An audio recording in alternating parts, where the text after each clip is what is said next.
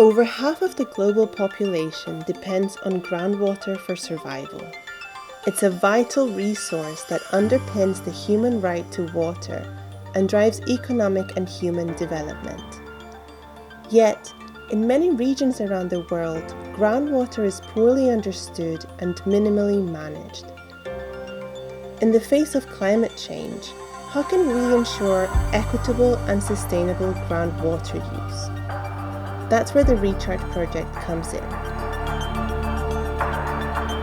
Recharge is a research project investigating and addressing groundwater challenges in Asia and the Pacific. We worked in 3 key contexts: the Mekong Delta in Vietnam, urban Indonesia, and islands in Vanuatu. In Vietnam's Mekong Delta region, groundwater sustains livelihoods and domestic use. In Indonesia, it provides an essential resource for tens of millions of urban households. And in Vanuatu, while most rely on rainwater, groundwater holds untapped potential as a climate-resilient source of drinking water.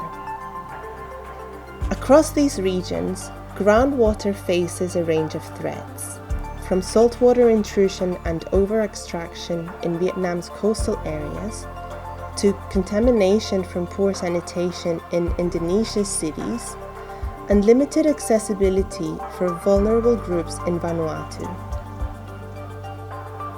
Climate change compounds these challenges, threatening the availability and quality of groundwater and worsening inequalities in access to water and sanitation.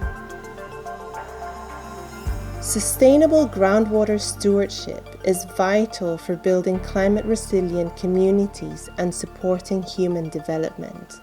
By using groundwater wisely and addressing contamination risks, this resource can deliver safe drinking water, sustain livelihoods, and drive prosperity. Like the saying goes, you can't manage what you don't measure. So we are hoping that our regulations, our data collection system can provide the data we need to manage our groundwater resources. From source to consumer, we currently have a program we call Drinking Water Safety and Security Planning. So this addresses risk to water quality. And not only is this something that the communities are doing, it's something that all water providers are doing. It's legislated.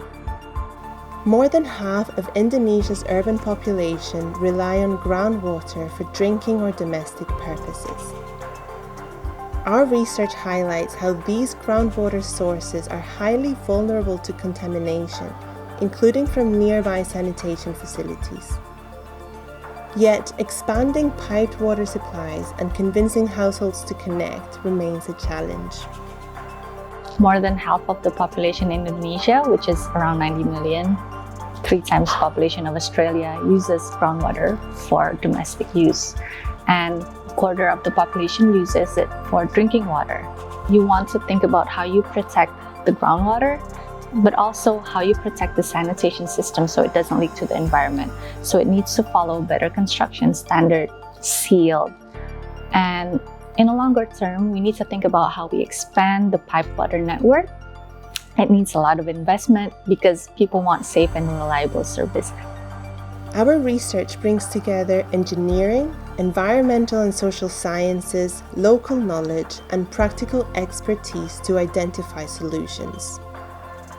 In Indonesia, we have worked closely with government partners to understand how sanitation systems impact groundwater quality, to identify the cities most at risk from groundwater contamination, and to co-develop behavior change approaches to shift household choices towards safer water sources.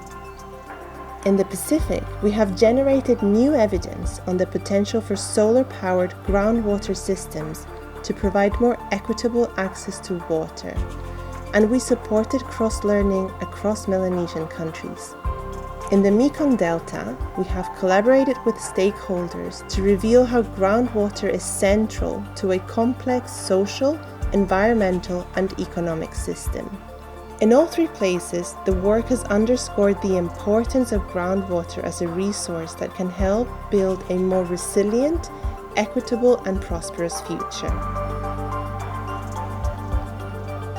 I hope that in the future we can build like a good trajectory for everybody to access the red water, thinking about how we can have a good investment come from the other project.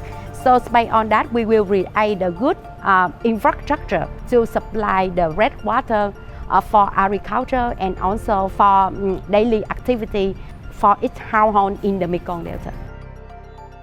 Groundwater is a lifeline for billions. Its immense value has led to overexploitation in many parts of the world. But in some areas, its potential remains untapped. By prioritizing sustainable management, we can harness groundwater to combat the climate crisis, drive prosperity, and ensure equitable access to water for all.